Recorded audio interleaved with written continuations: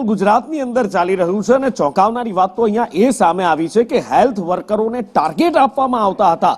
ત્રણ ઓપરેશન નસબંધીના ત્રણ ઓપરેશનના ટાર્ગેટ આપવામાં આવતા હતા, જેમાં એક મોટો ખુલાસો થયો છે। હવે કાર્યવાહીનો ધમધમાટ અહીંયા પણ બતાવાઈ રહ્યો છે, કાર્યવાહીની વાતો અહીંયા પણ થઈ રહી છે અને આ બધા વચ્ચે તંત્રની અંદર હડકંપ મચતા તંત્ર દોડધામ કરી રહ્યું છે।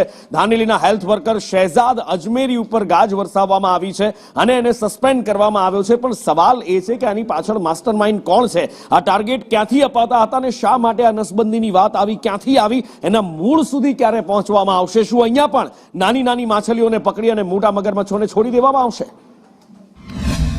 હું આ કેસ વિશે જાણતો જ નથી। મને ઝહીરભાઈ જે સોલંકી નવી સેઠાવી દ્વારા અદાલત ખાતેથી આ કેસ આપેલ છે ને હું આ ભાઈને જાણતો બી નથી, આ ભાઈને ઓળખતો બી નથી, એનું કોઈ ઘરે જોયું નથી।